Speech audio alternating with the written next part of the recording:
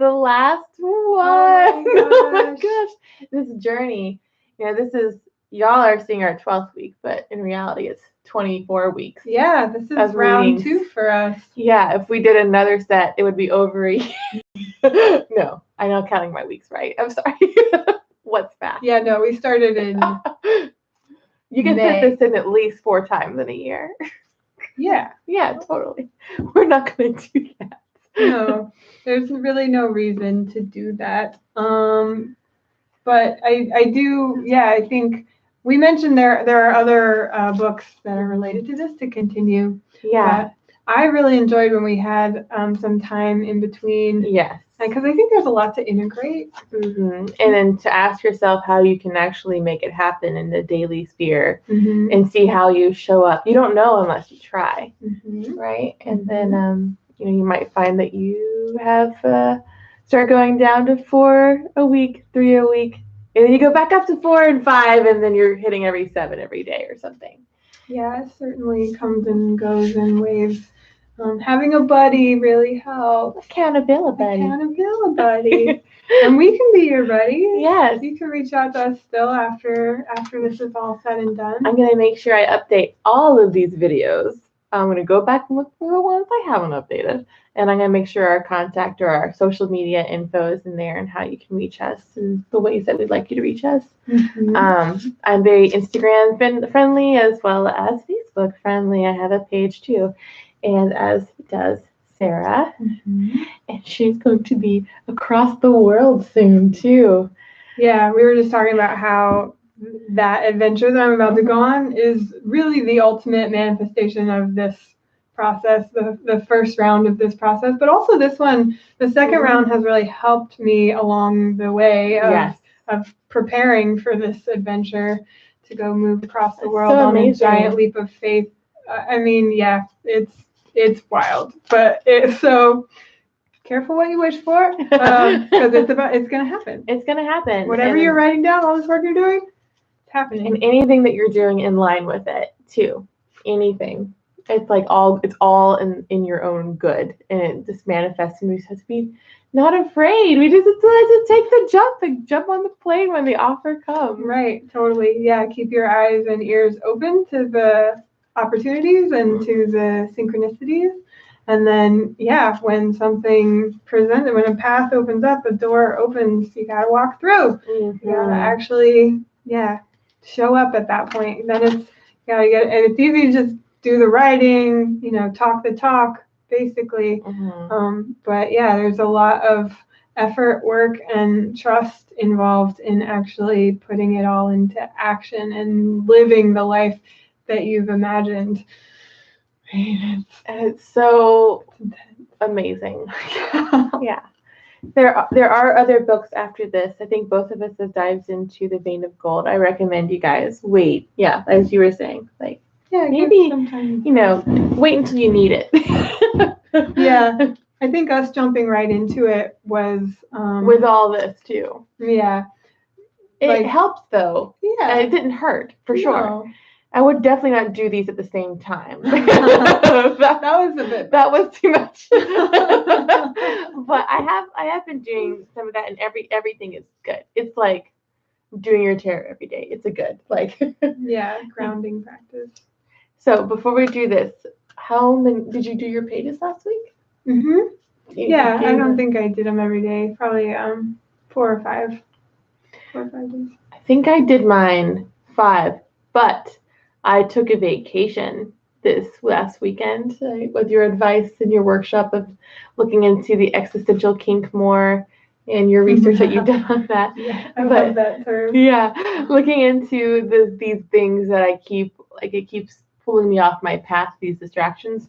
I just immersed myself in them this weekend, so all of Saturday and then half of Sunday until it clicked and I wanted to come back to it.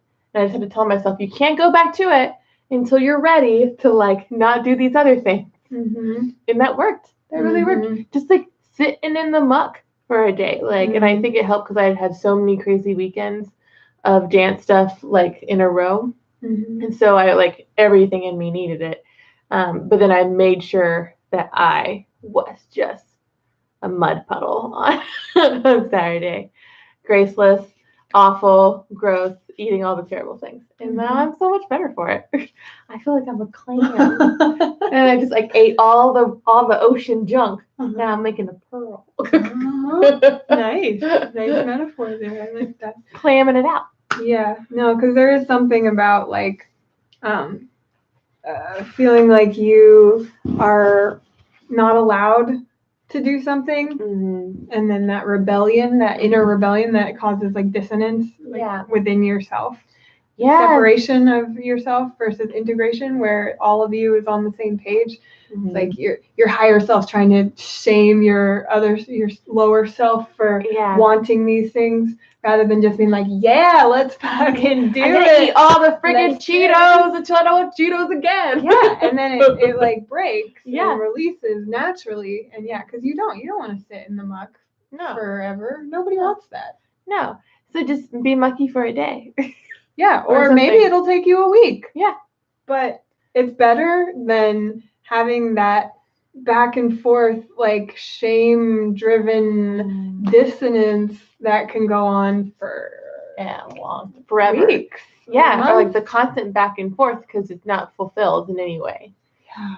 And I feel like that's what dieting is too, right? Yeah. Like not being able to stick to a diet. There's like the shame voice. Shame. I think it all really comes down to shame. If you are just trying to sneak in these indulgences and you're feeling ashamed of it every time or the whole time, I think that just like spirals things further down into disharmony and misalignment.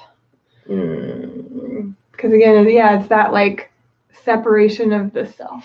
Yes. Versus the integration. Yes. Yeah, just like lean into it. For a bit. Like it doesn't have to be forever. You're not gonna eat Cheetos till the end of the world. Right. Maybe when the world ends, you can eat Cheetos again. That's what shame is. It's one part of yourself telling another part of yourself that it's bad. Yeah. But your other part of yourself is like, but I need it. And I'm you too. Like that's the whole thing. That's the I have an Ouroboros tattoo on my arm, which is kind of the snake eating itself. Yeah, that's essentially what the shame spiral is. You're eating yourself. Eating yourself.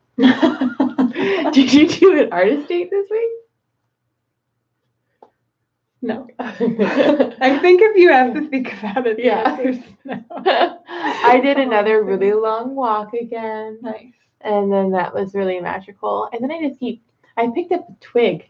Or like I keep seeing two branches where one side like leans off and comes out another. And then my eye keeps going to it. And then it happened 3 times today. So the third time I just like picked it off the ground and said, "You're coming with me." Like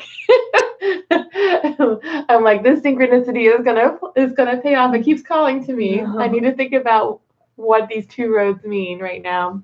Interesting. And then so it is feeding over too. So I've been trying to at least once a week do my long walks, collecting things. I'm kind of worried. Last time I got so spooked with the new moon from last month, and now I'm wondering how I'm gonna be with this one. You got spooked? I got so spooked. I told you about it last time at your workshop. I think it was like the first or second time. Oh, you mean, okay. Yeah. I got spooked on my walk. But that was like the true Halloween. That was like, I wonder how I'm going to feel this time. Now that like I know that I can like, that the veil is parted. Like when you've seen something before where you keep seeing it. That's a fear right now. I'm going to, the voice in my back of my brain is like, no. But yeah, we'll see. I'm going to try and commit to it this week. You're not going to hear about it probably unless you look at my Instagram and see my strange photos that I keep posting. They're good. They're really, Instagram's very entertaining. Very entertaining. 10 out of 10. Would recommend. Okay. Do we hit everything? I guess I hit synchronicity. You hit synchronicity? Yeah, we touched on it. Yeah. And then I guess we also hit like issues significant to our recovery. Before we announce the title, we shall pull a card. Fast. Ooh. Yay! This is such a kitty day too. Independent. Your independence is a foundation for your strength and success. Want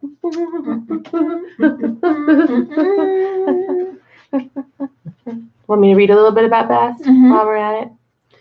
For those who don't know, a message from Bast. Like the cat, you're fiercely independent, yet you also need affection and playful companions. That does speak to you today, doesn't it? Now is the time to balance your social interactions with solitude. Very true. While you may ask others for their opinions, ultimately you must make your own decisions. This is definitely a synchronicity for this chapter, but I remember. Your freedom and independence are top priorities, so ensure that these characteristics are nurtured. Well, would you like to tell them or get us our kicks? Week 12, the final week, recovering a sense of faith. Sense of faith, and we have Bast. So this is your vision right here at the moment. Starts with a quote from Mickey Hart, the Grateful Dead drummer. They would like Bast. Adventures don't begin until you get into the forest. That first step is an act of faith. Yep. In the final week, we acknowledge the inherently mysterious spiritual heart of creativity. We address the fact that creativity requires receptivity and profound trust, capacities we have developed through our work in this course. We set our creative aims and take a special look at last-minute sabotage. Ooh. We renew our commitment to the use of the tools. We are here. Yeah, so this first section in here is titled Trusting. Right, so it's speaking to our ability to have the courage and I guess like kind of the benevolent force of the universe that what we want is what life wants for us, right? And we have to have the courage to admit to ourselves what that is, and trust your inner knowing, right? Like trust your inner voice that's telling you, knowing that that wisdom and that guidance and that larger guidance comes to you through yourself, like through a deeper part of yourself. That's like so scary too, like when you ultimately realize how autonomous you are in that decision, like what I want is what the universe wants. Like you're not completely autonomous, but like there is no calculation. Yeah, well, it puts the responsibility fully on you. Like you can't be like, oh, well, I'm living my life this way because that is what's best because my family needs this, or it's like you have to take full trust, full responsibility for tuning in and listening to yourself. I think also parting the veil and realizing that some things that you thought you want were in fact a projection or a guilt-driven thing, or like that lot, like you felt that you were off the path but you're always on the path. Like everything's in line, even this right now. Yeah, right. So it is about like clearing that voice, or allowing that inner voice to become clearer, so it's not muddied and it's not influenced or mixed in with the influence of external things. And that's what this helps with. Like you're writing every day. It's you dig through it. Yeah, just things become clearer. The messages come through more effectively. They're more potent, more direct, and you learn to trust what's coming through. That's really what it's all about. And I love that you have a Joseph Campbell quote underlined in here. Yes. Because we've been talking about him in our other work. The first few words right here, I just I thought it was funny because those words, I know they come from this, but you hear it so many times, like jokingly said, like to describe a hipster, but like then they flesh out the quote and you can understand some more. But so the first words that she's referring to are follow your bliss. which is like a hashtag. Follow my bliss. I'm blissed. What's your job? No, what is your bliss? Yeah, but the rest of the quote: follow your bliss, and doors will open where there were no doors before. That's much better. Yeah, because I think the rest of that does move away possibly from a simply like egotistical and hedonistic perspective and into a collaboration with the rest of life. And I think that's the most important thing, is that as you do the work, you actually do the work to clear the channel and receive wisdom from your inner self. The desires that are inherently selfish and actually not helpful to you, because what's not helpful to you is also, or what's not helpful to other people is also not helpful to you. So anything that isn't for the greater good that comes forward will get broken down if you keep showing up to the work. Like, I think that's a lot of people's fear. I'm talking to a few friends about this whole process and about the ideas that are presented, like basically this notion that what we want is the same as what the universe wants.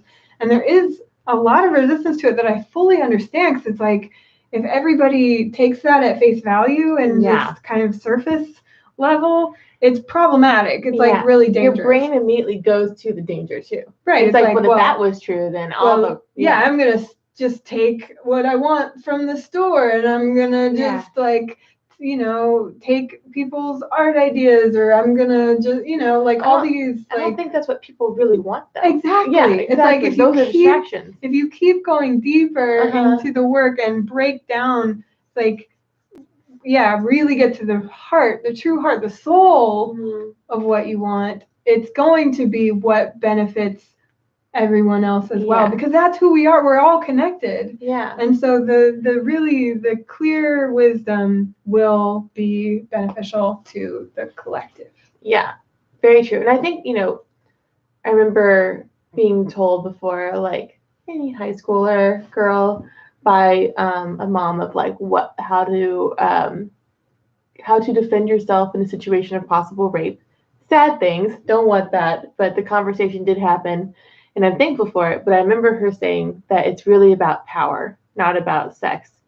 And then once you know that the situation's about power, you can, if you encounter it, you can react differently, and then and also deal with the situation differently too. And but it does make me wonder too, like crime and these things that we go for, and those are destructive things that do in some way like poke out what we want when we really wanted something else, but we didn't have the tool set to gain that.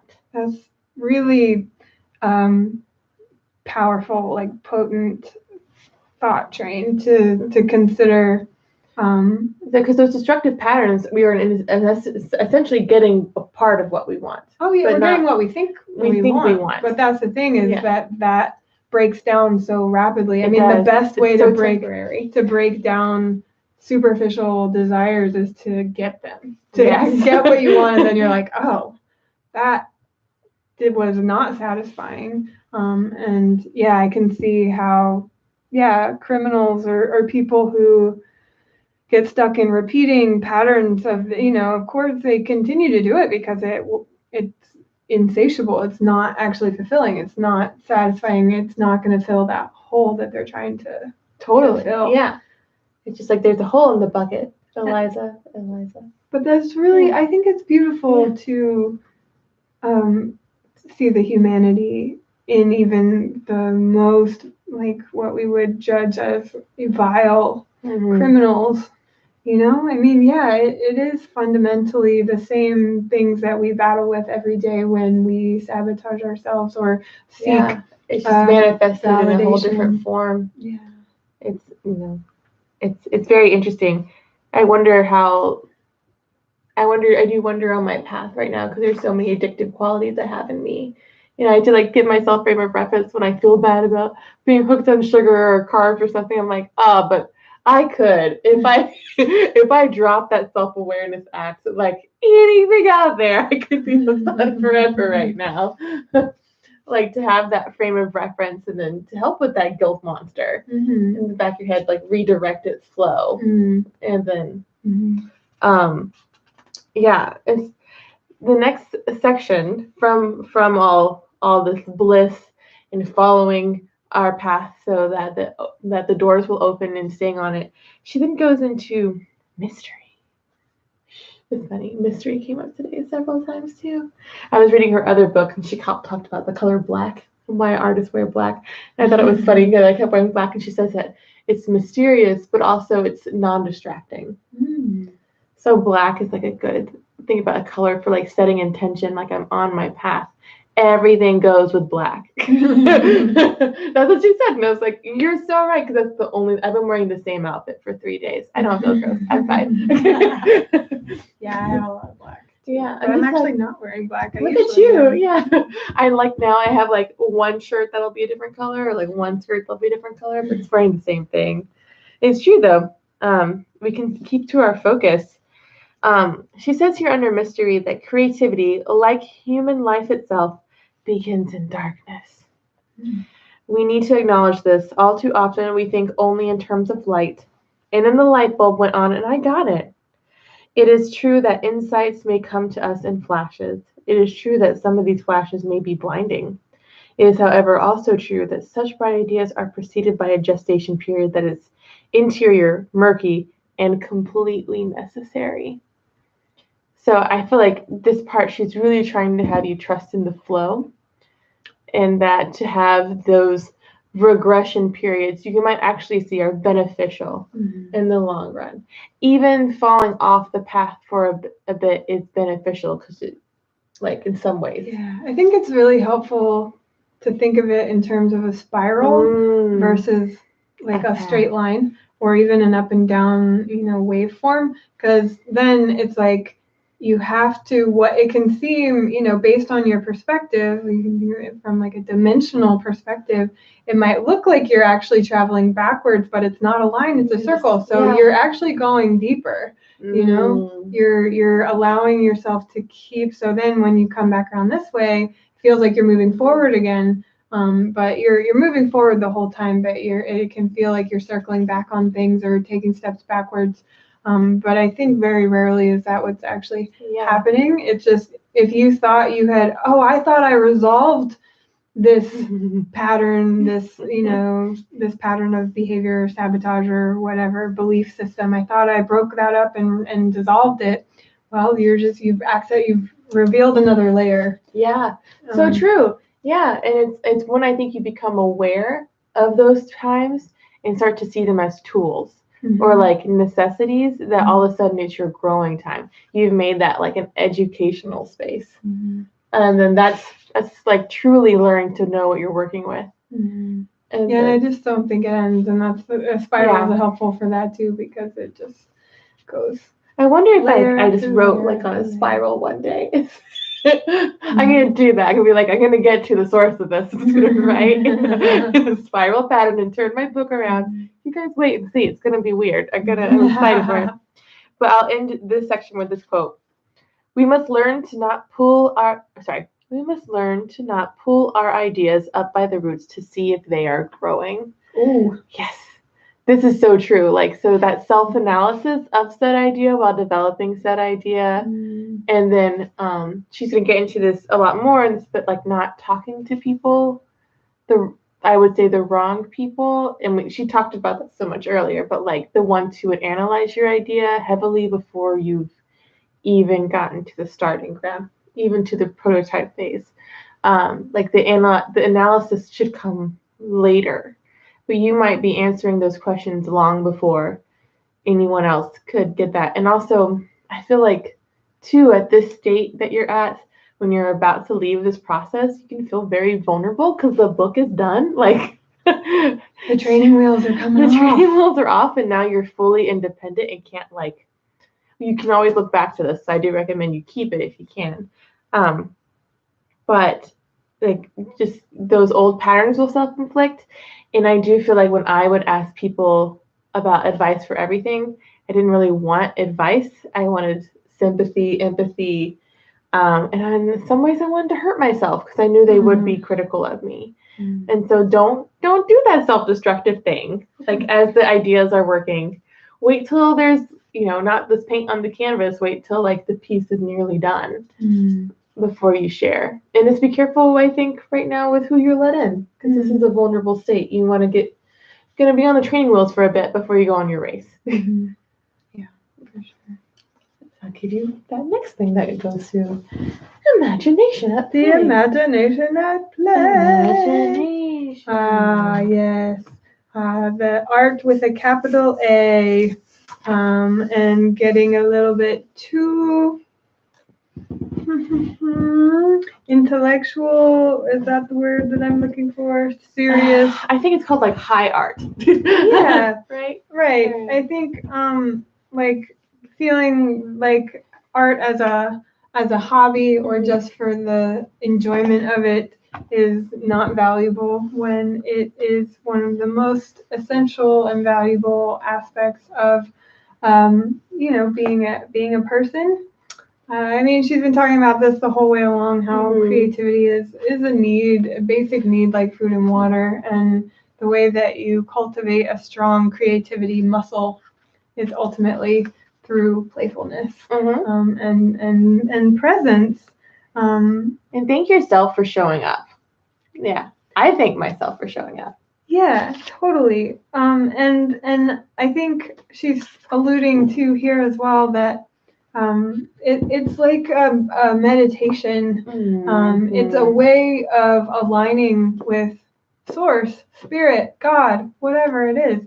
And that is enough of a wonderful reason to make anything. I mean, when you're engaged in the act of playful, present, authentic creativity, you are like aligning your whole being to be. Oh, I'm about to have a Charlie horse in my foot. Oh no, sorry.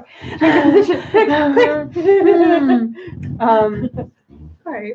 You are aligning your entire being. So it doesn't like it's just more process mindset versus product, right? Understanding that the process itself is very, very valuable. And so the more you just engage with your imagination in any way, I mean, in everything that you do, the better of a human you will be, a more loving and joyful and effective human. So true. Yeah. You will enjoy yourself more too. This is so good. Hold on.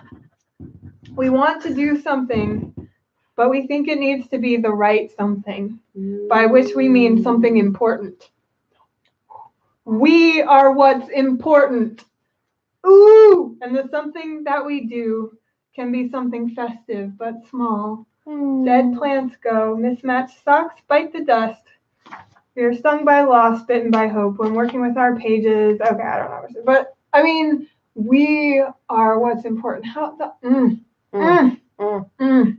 That's like your life becomes a work of art.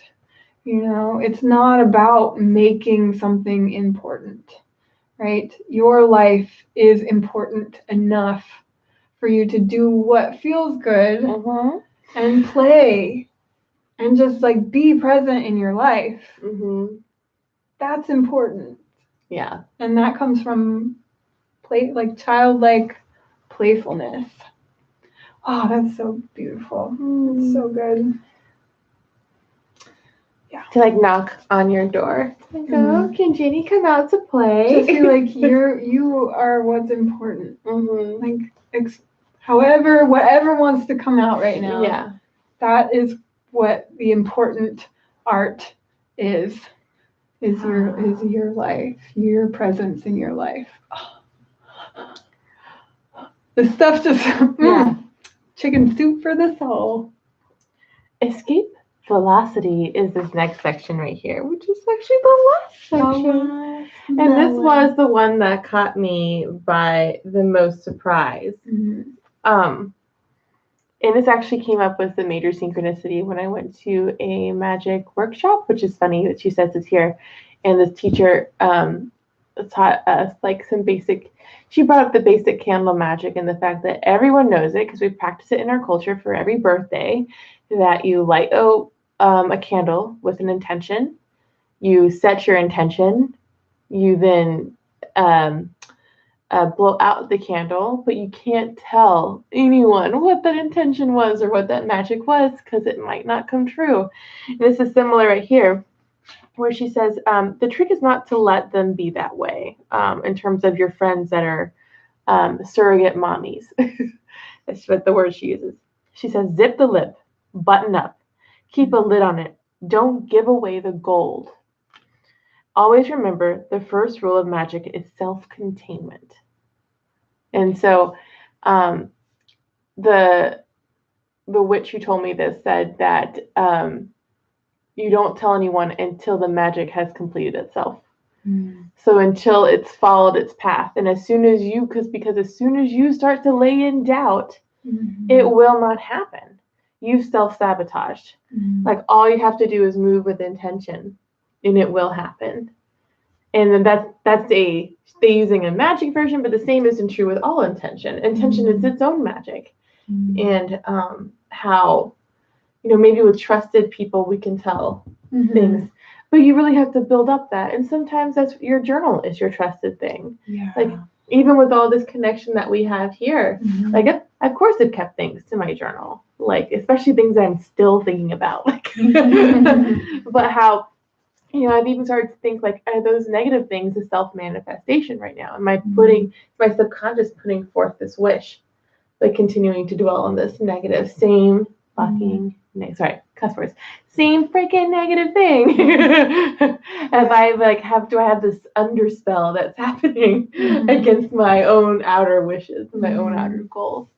Yeah. Well, and I think something to be said for that too, like a good motivation to keep it to yourself, certain things, is I found that there is a certain level of satisfaction that comes from talking about what you're going to do. Like almost to the point where it takes some of the wind out of your sails and in terms of actually doing it, because it was like, oh, I got the validation, because even if people are like, oh, wow, that's so great. Yeah. You're like, yeah, it is. And then, there's like less motivation, I find sometimes. So that's like part of it. Put it off more. Yeah. Because you already got that little hit. You already got that little like sense of satisfaction. And then there's like I remember the high that you've done this before, but so like for me it was a little bit of a high of like making the commitment and coming to the first meeting and getting it done. And now at the end I'm like, it doesn't even matter who's out there. We love you if you're out there, but like like we've completed it. Yeah. That is like a whole different level of satisfaction. And I'm slowly becoming addicted to completing. And 2 years ago, I wouldn't have thought to stick with something this long. I would have been like, I cannot do that every Tuesday for 12 weeks. Are you kidding me? Like I only can move in 4 to 6 weeks increments. Yeah. Oh God, it's so huge though. Yeah. It is, because it's about the relationship with yourself and knowing that you can, if you say you're going to do something, not immediately having a voice inside of you that says, no, you're not. Yeah. Yeah. And the perfectionist in me would have like beat myself up for turning these on late, feeling like it was like not prepared or anything. But I'm like, I fucking showed up. That was my goal. Showing up the best. Yeah. And just doing like when you just look at it objectively, like it's just a very small list of things you have to do. Have to. Don't give in to the drama of overwhelm. Yes. Such a good drama. Quote. I'm just whelmed. I'm not overwhelmed. I said this paragraph was important. In order to achieve escape velocity, we must learn to keep our own counsel, to move silently among doubters, to voice our plans only among our allies, and to name our allies accurately. And those allies do change from one situation to the next, as we all know. And then I just think leading by example with this process. If this process is working for you, if you're starting to manifest new things, share those manifestations and then have people ask you why. Yeah. Like they'll ask you how. Mhm. Like what has brought about this change in your discipline? Discipline. Why are you so excited to do work? It's like, and then you can say, oh, I've just really gotten into this process, and I'm so glad I found it. And then come to it with a genuine place and share it that way. I think the worst that we can do is like make our friend do this or feel like they have to. Yeah. I guess it's a gift. It's a for them to find. Yeah, and there's maybe falling into the trap of feeling like a sense of self-righteousness for having completed this, and that's it for sure. My life is now so much better than your life. Yeah, that attitude. When you feel I'm so guilty. I mean, that's basically like what this is to a large degree, is me being like, hey, everybody, I feel great. This is what helped me feel great. And I think that's a really beautiful thing to share what works for you, but also knowing that it won't work for everybody. It won't work for everybody. They won't get the same benefit. They won't get the same result. And then some people, it's just not the right time. Yeah. They'll stumble across it.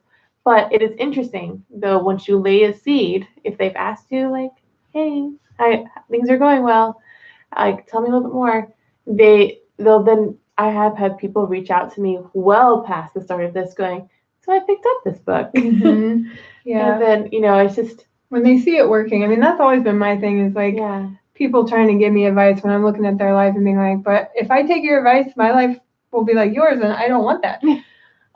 So that it's when people see what's working and see something that they want in how you are carrying yourself and acting in the world, then that is the strongest way to spread the message of what's working for you. And where that's coming from is just to be out there living your life in a way that makes people ask you, what are you doing that is making you who you are? Because you seem to have found something that I'm looking for. I think that's the best way to handle the fame side of this.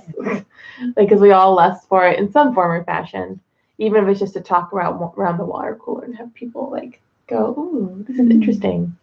Yeah, I mean, I think it's just that sense of recognition and to be seen for the work that you're doing, because this is not nothing. And then, I'm sure at this point, if you've reached week 12, people have seen changes in your own behavior.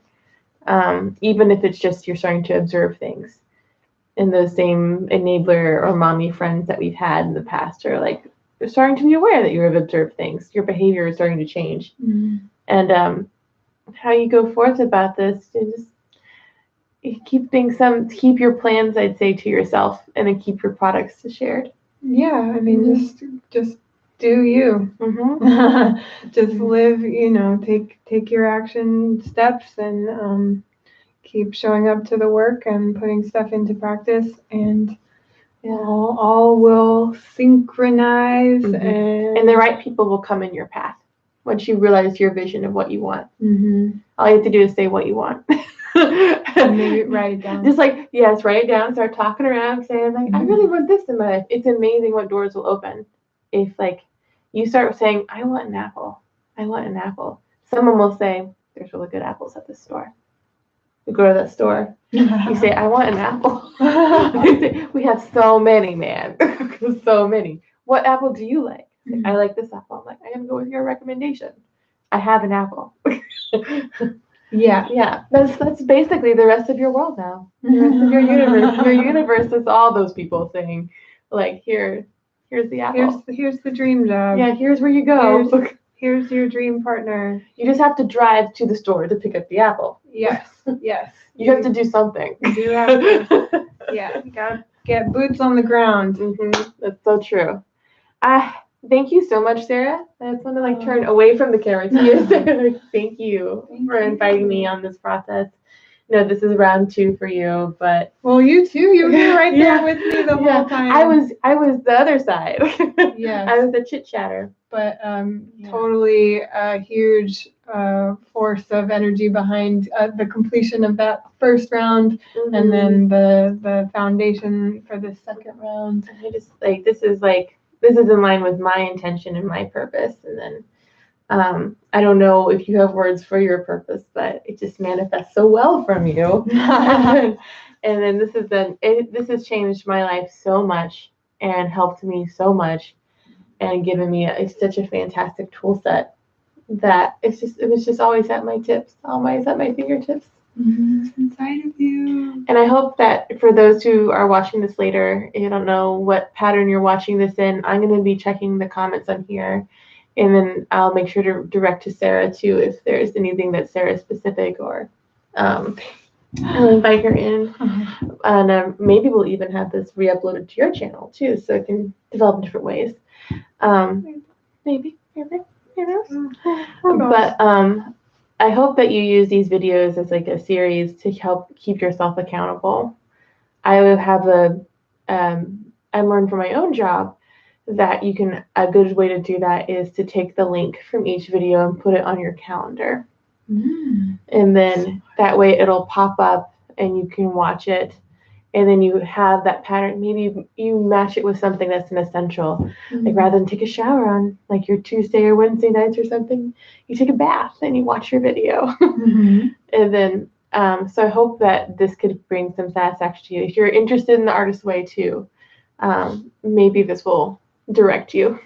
We've given essentially a synopsis every week of the main points and our viewpoints on it. Yeah. But the only people watching this will have made it through all of them. Good job. Unless you're watching this out of order. Welcome to the end. Yeah. Oh. So there is an epilogue, but I'll let you guys read that. I think the very last thing, and we did this last time. We did this last time, Sarah. The last thing is this final creativity contract. Yeah, you can see our final date here. Yes. It was the day before my birthday. Oh my gosh, and this one's ending the week before my birthday. Oh, such alignment, because it's our rebirth period right now. And actually, it would, because this is the week, so they still have this week, it would end on my birthday. Yeah. What?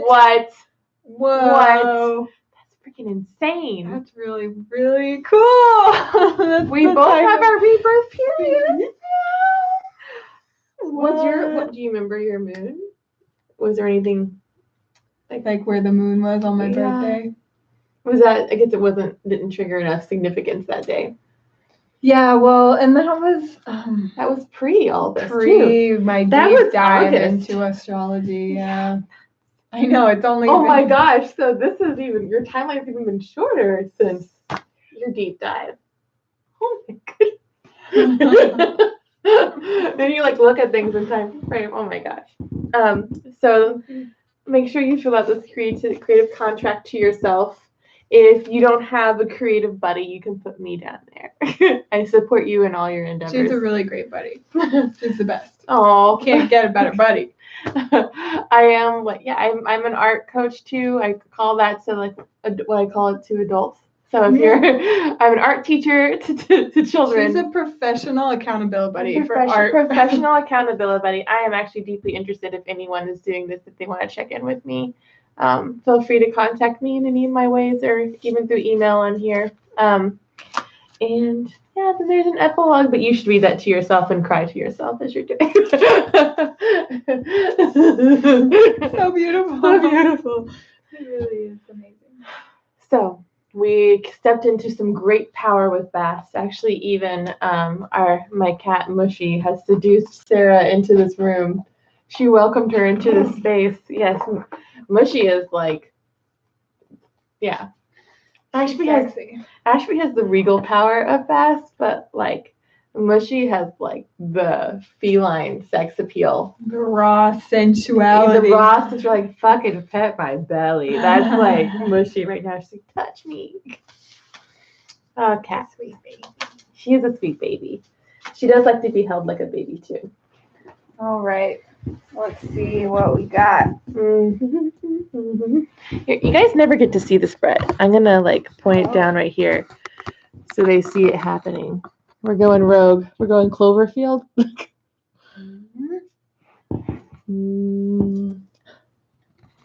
We have another king. King of We had Air. a king last time too. The King of Air. Let me put you back up here. He looks kind of like the Ice King from Adventure Time. You're right. The nose. Yeah. It's got that pointy nose. My mouse. But kings, I feel like, are very much the culmination of a. I was defeated by the messenger of air today. Mm. Or Sarah and still in the air element. Intellectual authority. Yep. Reason over instinct. Mm. Intellect over passion. Successful negotiation. Rules. Laws. Oh. Truth is everything. I think before I act. That's what these pages are. I work the universal laws with clear intention. And do I see how the foundations of the past affect the present and future? Dang. Yeah, Thank you, Air King. You were asking me what my mission is, so I kind of just had this insight the other day, and I posted it up on Instagram just today. Oh. Which is that truth is my God, beauty is my muse, and love is my mission. Oh, wow. So that's truth. Like, he's speaking to you. He's like, I hear you. Yeah, but it's true. Like and astrology is basically a language for understanding the universal laws.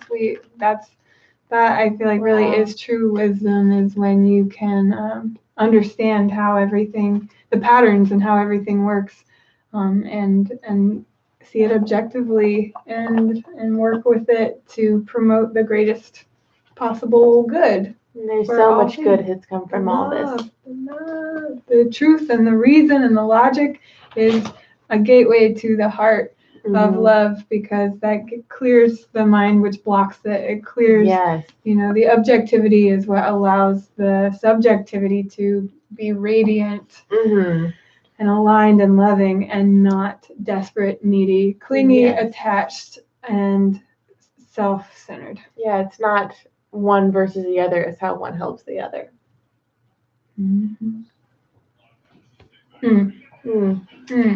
Well, Kevin's moving around with this. Yeah, this is the longest video yet. 47 minutes. It's so emotional. We just don't want it to end, right? Once we hit end, it's really over. But you guys know it always takes a minute. It's okay. They try to press the exit button. All right. Well, thank you guys for this journey, for writing this wave, and thank you for showing up. And I hope every day you come to your pages, you at least at one point thank yourself for showing up. Yeah. Because you don't have to. You choose to. And so, fare thee well. Bye.